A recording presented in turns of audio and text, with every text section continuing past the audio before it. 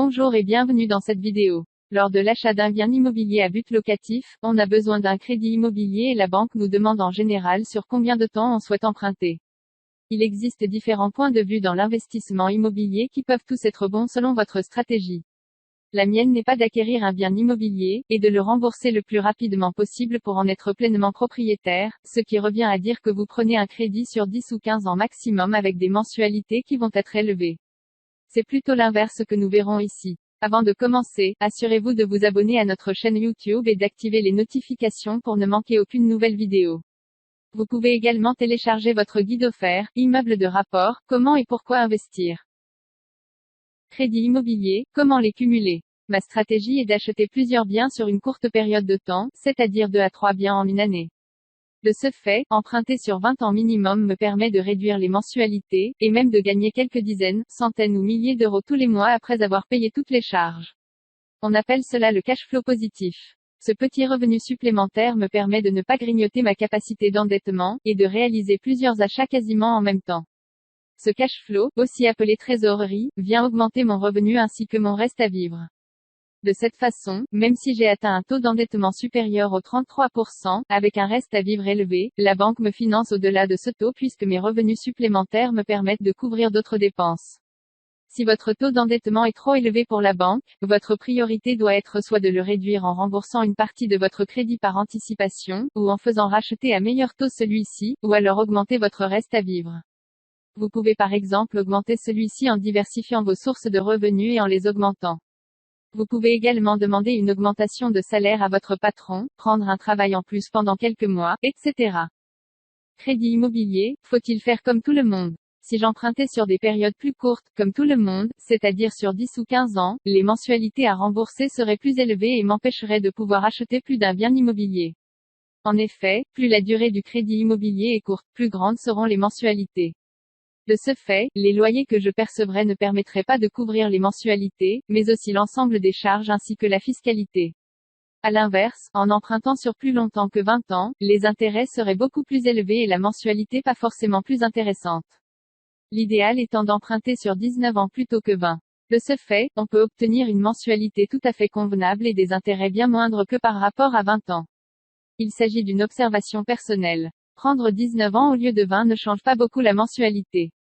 En revanche, la baisse des intérêts est plus conséquente. S'endetter sur la plus longue période possible sans dépasser 20 ans présente aussi un autre avantage. Si vous avez la capacité de rembourser plus rapidement, vous pouvez sans problème rembourser par anticipation, mais vérifiez quand même que vous n'aurez pas de pénalité. En revanche, si vous avez des difficultés pour rembourser, il vous sera très difficile de demander à la banque de rallonger la durée du prêt. Celle-ci se montrera réticente. Autant prendre une sécurité dès le départ avec une durée longue, et procéder à des remboursements par anticipation pour réduire à la fois la durée d'emprunt et le montant des mensualités. Comment faire pour bien investir? Bien investir est quelque chose qui se prépare. Le premier investissement sera déterminant pour la suite si vous souhaitez réaliser plusieurs opérations en empruntant. N'achetez pas votre résidence principale avant d'avoir effectué plusieurs investissements immobiliers. Pourquoi? La raison est simple. La banque prendra les mensualités du crédit de votre résidence principale en compte pour le calcul du taux d'endettement. En tant que locataire, le montant de votre loyer ne rentre pas dans ce calcul.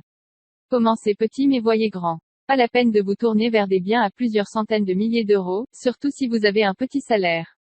Il existe différentes manières d'investir dans l'immobilier, et l'habitation n'est qu'une seule de ces manières.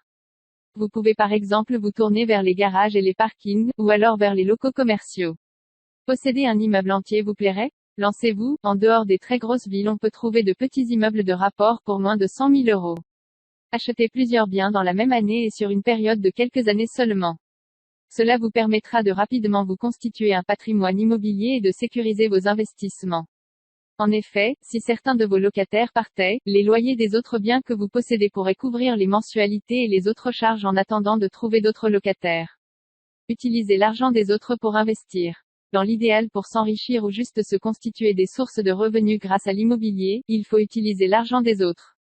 C'est-à-dire le crédit immobilier qui vous sera accordé par la banque, et les loyers que vos locataires vous paieront. Négociez avec votre banque afin de ne pas avoir à sortir le moindre centime, même pour les travaux et les frais de notaire.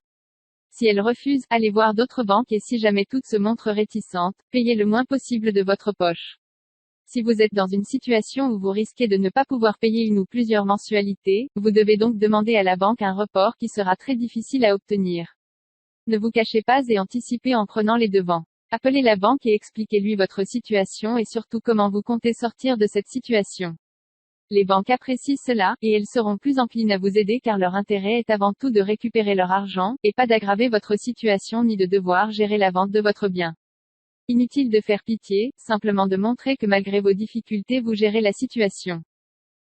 Merci d'avoir suivi cette vidéo jusqu'à la fin. Si elle vous a plu, n'hésitez pas à la partager sur les réseaux sociaux et à nous faire part de votre point de vue dans les commentaires.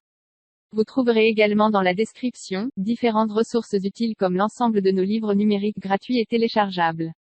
À bientôt.